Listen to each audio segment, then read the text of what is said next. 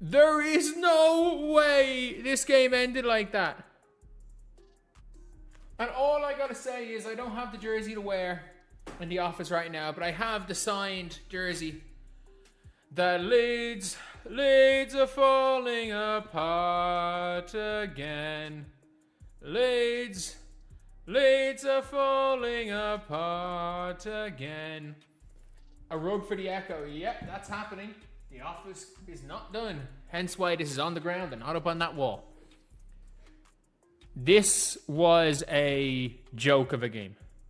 CaitlinClark hit the floor, and the entire arena went silent.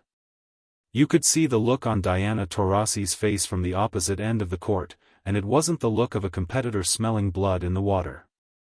It was pure, unadulterated shock. The rookie phenom, who has been carrying the weight of the entire WNBA on her shoulders, finally reached a breaking point that no one wanted to see. It wasn't just a simple trip or a common foul, it was the culmination of a physical beatdown that looked more like a sanctioned hit than a professional basketball game. As Clark limped toward the tunnel, the realization hit everyone in the building that the season had just taken a dark and dangerous turn. This was a joke of a game. CaitlinClark with 19 points in 20 minutes. Alyssa Thomas making sure as hell that she took down CaitlinClark. The ball is nowhere near. And Alyssa Thomas is like, oh yeah, I'm going to go and fucking knee her, punch her in the neck, and then after all this, I'm going to look away and wait for it. Oh, it doesn't show it. I'm going to stamp on her as well. And Kalia Copper at the end of the game. Kalia Copper has been watching a lot of the World Cup because she cleared the ball with her foot. She basically got the ball with her foot. Before the chaos erupted, Clark was absolutely putting on a clinic that had the Phoenix crowd questioning everything. She racked up 19 points in just 20 minutes of play, looking like the most dominant force on the hardwood. Every time she touched the ball, there was a sense of inevitability. She was slicing through the Mercury defense with ease, hitting deep threes, and finding passing lanes that shouldn't have existed, but as her point total climbed, so did the target on her back. The more she dominated, the more the game started to devolve into something much uglier. It was clear that the opposition wasn't going to let her walk away with a win without making her pay a heavy price for every single bucket. That has scored 100 points. I just need to check. Did the Fever score 100 points against the Mercury on Tuesday? No. Like, the Fever are 2-4 when they score 100 points. We're 2-4. Like, they've set the record. The Fever are 2-4 when they score 100. You know it's bad. They are 2-4 when they score 100 points. And they've also conceded 100 points twice to Atlanta. The atmosphere shifted from competitive to combative in the blink of an eye. We aren't just talking about hard screens or tight defense here. We are talking about moments that felt personal. The transcript reveals a level of physicality that borders on the absurd, with veteran players seemingly making it their mission to rough up the rookie. At one point, the ball wasn't even in the vicinity when the contact occurred. It looked like a scene out of a different sport entirely. When you see a player of Clark's caliber getting targeted with neck punches and intentional stamps, you have to wonder where the line is drawn. The referees were losing control of the situation fast, and everyone could feel a disaster brewing. Like, Kelsey was 6 of 7. They said Kelsey was 7 of 9 from 3 on the broadcast, but like, Caitlin being Caitlin and Kelsey being Kelsey and Aaliyah being Aaliyah is the only reason why this team can compete in games. The rest of their team, like MAJ played well today. Sophie didn't. Raven Johnson's just not very good. Lexi Hull's just not very good. Mo Billings is just not very good. And Phoenix are a disgrace of a team. They are an embarrassment of a team. Shout out Ayayi for hooping. But like, the referees lost control of this game early. And they really lost control. One specific moment had fans and analysts questioning if they were even watching a real broadcast or some sort of glitch in the matrix. There was a sequence involving a knee to the groin and an attempted stamp that looked so visceral, people were convinced the images coming out of the game were AI enhanced. But this wasn't artificial intelligence. It was the raw, ugly reality of the league's "welcome to the pros" treatment, taken to a terrifying extreme. Caitlin managed to dodge the worst of the stomp, showing reflexes that probably saved her from a season-ending fracture right then and there. But you can only dodge so many bullets before one finally finds its mark, and the Mercury were firing a lot of them. Mo Billings is just not very good. And Phoenix are a disgrace of a team. They are an embarrassment of a team. Shout out Ayayi for hooping. But like, the referees lost control of this game early. They really lost control of this game early. Like, the referees decided that CaitlinClark took a 3-point shot, got cleaned out of it in the air, and they checked to see if CaitlinClark fouled by holding her follow-through. She held her follow-through, and someone ran into her follow-through and fell over. The most frustrating part of this entire ordeal is the lack of protection coming from the officiating crew. CaitlinClark has been fouled more than almost any other player on 3-point shots this year, yet she has 0 landing space fouls called in her favor for the entire season. Think about that for a second.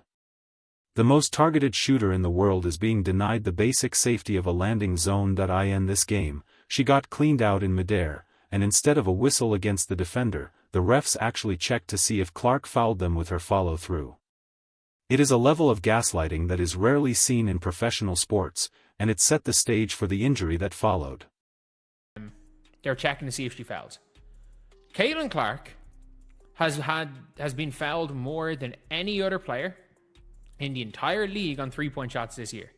CaitlinClark has 0 landing space fouls in 2026. 0 for the year. And if you guys agree that's crazy, leave a like. If we can get to like 500 likes on this, that'd be incredible. And if we could, we're trying to get to 60k subscribers. But it is such a shit one that, like, again, look, this team's bad. We know this team's bad. We just look. As the game wore on, you could see the physical toll manifest in real time. Even before the final exit, Clark was seen on the bench with a heat pack wrapped around her back, trying to keep her body from locking up. She was moving okay for a while, but the constant hunting by the opposing defense was wearing her down. The IndianaFever are essentially a 3-headed dragon with Caitlin, Kelsey Mitchell, and Aaliyah Boston. When one of those heads is compromised, the whole beast starts to falter. The Mercury knew that if they could neutralize Clark through sheer force, the rest of the Fever roster wouldn't be able to keep up the pace, regardless of how well Mitchell was shooting from deep. See what they could do to try and hurt another player. Like, I don't know if they tried to injure her, but like, they went to rough her up. 2 landing zone fouls on 3-point shots. She exited the game, and first of all, people being like, she looks kind of injured there. Like, she doesn't look kind of injured there. She just looks more annoyed than anything. People are like, oh, she's grimacing in pain. Like, she's just walking off. And even before she came back in the second quarter, she had the heat pack on her back. Like, she moved okay on the floor. I don't think this is anything serious from Caitlin. I don't think this is anything serious. But like, the stats tell a bizarre story of a team that can score but cannot stop a nosebleed. The Fever have officially set a record for the most losses in a season for a team that consistently scores 100 points. They are 2-4 when hitting the century mark, which is almost impossible to wrap your head around. They gave up 111 points to a Mercury team that isn't even considered an offensive powerhouse. It's a disgrace to the game when you have offensive talents like Clark and Mitchell putting up historic numbers, only to be let down by a defensive scheme that looks like a sieve. They've conceded triple digits 7 times this year, and it's killing their momentum. This happened, and the maddest thing is, this wasn't even the worst thing that happened on this play. She got a tie to the face by Dewana Bonner, and Alyssa Thomas the ball's not even there, just jumped on her, knee to the groin, and then after all this happened again, watch Alyssa Thomas here. They stand up, she stands up, and then she tries to stamp on Caitlin, and Caitlin gets out of the way. Caitlin dodges the stomp. Like, she attempted to Draymond Green on Domantas Sabonis here. And Nothing. That being said, I think that's part of the reason why Caitlin checked out of the game. Like, we all know that, like, if somebody is going to go... When the injury finally happened, it felt like a foregone conclusion. The transcript describes a chaotic play where Clark took a hit to the face, followed by a knee to the midsection. It was a sequence of events that would have sidelined a heavyweight boxer, let alone a point guard. As she gripped her side in obvious pain, the realization set in that this wasn't just another hard foul she could shake off. She wasn't just annoyed, she was hurt. The decision to pull her from the game was likely a mix of medical necessity and a desperate attempt to protect their meal ticket from further damage in a game that was already spiraling out of control. Diana Taurasi has seen everything in this league, from championships to the most heated rivalries in history, but even she looked rattled by the way this specific game ended. There is a respect among greats, and seeing the future of the league get dismantled by non-basketball plays isn't something Taurasi wants to be a part of. The Mercury might have secured the win, but it felt hollow. The atmosphere in the arena shifted from celebration to a somber wait for medical updates. When your star player is being hunted to the point of injury, the victory on the scoreboard becomes secondary to the health of the athlete who is keeping the lights on for the entire organization. The Fever are currently sitting in a position where they could finish as a 6 seed, but that's only if Clark is healthy enough to lead them. Without her on the floor, the team looks completely incompetent defensively and struggles to find rhythm on the other end. Players like Raven Johnson and Temi Fagbenell have had their moments, but they aren't the ones drawing the double teams that open up the floor. The reliance on Caitlin is so heavy that her absence creates a vacuum that no one else on the roster is equipped to fill. If this injury is serious, the Fever's playoff aspirations aren't just in jeopardy, they are effectively over. There is a growing sentiment that the league needs to intervene before something even worse happens. The transcript points out that Clark is essentially the meal ticket for everyone involved, yet she's treated like a punching bag every time she steps on the court. It's one thing to play hard, but it's another to see players attempting to Draymond Green a rookie. The attempted stamp and the targeted hits to the neck are not part of the game. If the referees continue to allow this level of roughing up without consequences, they are essentially inviting a catastrophic injury that could set the league back years in terms of popularity and growth. Looking back at the footage, the moment Clark dodged that stamp was a miracle of athleticism. It shows just how much she has to be aware of beyond just the basketball. She isn't just tracking the ball and her teammates. She's tracking the feet of defenders who might be trying to land on her. It's an exhausting way to play the game, and it's unsustainable for a long-term career. The fact that she was still able to put up 19 points while navigating a literal minefield of physical threats is a testament to her greatness. But no amount of talent can protect a player from a team that is determined to take them out by any means necessary. The coaching staff for the Fever has to be under fire for how they handled this situation. When you see your franchise player getting targeted and the refs aren't blowing the whistle, there has to be a more aggressive response. You can't just let her stay out there as a sitting duck while the opposition takes free shots. There were signs early on that she was carrying a knock, specifically with the heat pack usage in the first half. Pushing her to continue in such a hostile environment might have been the mistake that led to the final injury. It's a delicate balance between winning games and protecting the future, and right now, the Fever are failing at both. What makes this loss even more bitter is that the Fever were actually competing at a high level offensively. Kelsey Mitchell was on fire, shooting 7 of 9 from three-point range, according to some reports. Aaliyah Boston was holding her own in the paint. They had the offensive firepower to win this game, but the defensive collapses and the loss of their primary playmaker proved to be too much to overcome. It's a recurring theme for Indiana this season, high-octane offense being completely erased by a defense that can't stop a simple drive to the hoop. Without Clark to bail them out with deep daggers, the cracks in the foundation became canyons. The Phoenix Mercury, on the other hand, showed a side that many fans found distasteful. While they are a veteran team that knows how to win, the tactics used to slow down Clark felt desperate. They are a bad offensive team by many metrics, yet they looked like world beaters against the Fever's non-existent defense. Relying on physicality to compensate for a lack of rhythm is an old-school move, but in the modern era of the WNBA, it's being met with significant backlash. The league is changing, and the fans who are tuning in to see skill and shooting are being greeted with disgraceful displays of unnecessary roughness. As Clark walked off the floor, she didn't just look hurt, she looked fed up. You can see the frustration in her body language. She wants to play basketball. She loves the game, but she's being forced into a version of the sport that feels more like a grudge match. The unbelievable nature of the injury isn't that it happened, but that it took this long to happen, given how she's been treated.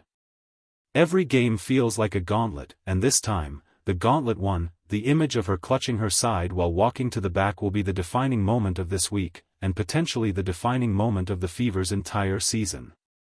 The medical staff has a massive job ahead of them to get her back on the court. Even if the injury isn't season-ending, the mental toll of being targeted like this has to be addressed. You can't have your best player looking over her shoulder every time she takes a shot. The landing zone issues alone are enough to make a player hesitant. If she loses that fearlessness that makes her Clark, the entire league loses its most exciting draw. The hope is that this was just a knock, and she'll be back in a week, but the way she left the floor suggests it might be something that lingers for much longer. Taurasi's reaction really says it all. She knows the pressure of being the face of a franchise and the face of a league. To see that face grimacing in pain because of a series of non-basketball plays is a bad look for everyone involved. It's a moment that transcends team loyalty. When the best players aren't on the floor, the product suffers. The WNBA is in a period of unprecedented growth, largely fueled by the CaitlinClark effect, and seeing that momentum halted by an injury that felt entirely preventable is a pill that is very hard for fans and league executives to swallow. The fallout from this game is going to be massive.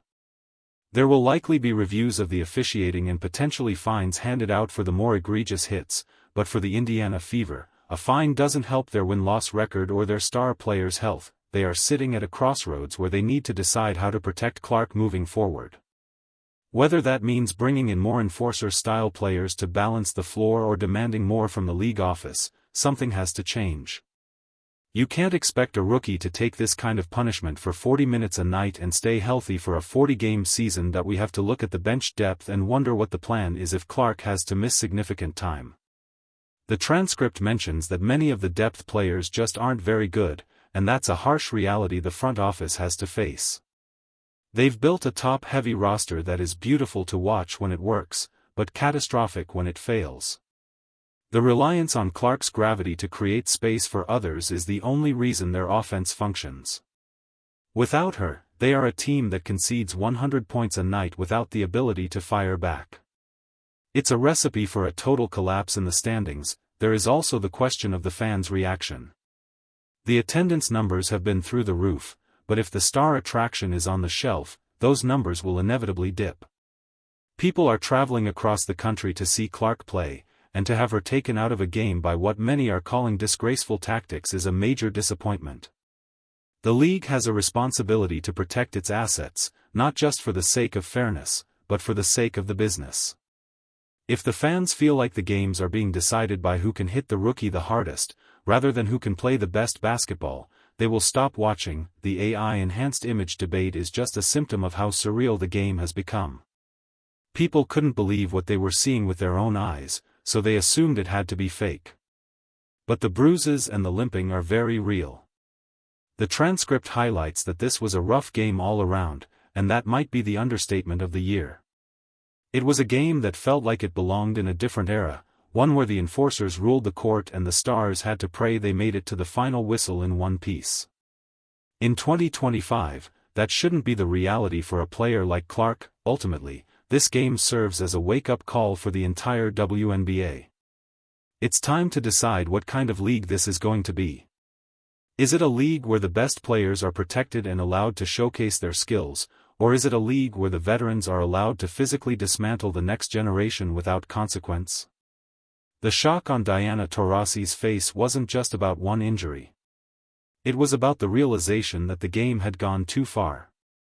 If the league doesn't step in to fix the officiating and the culture of targeting, the unbelievable injuries will continue to happen, and the biggest loser will be the sport itself.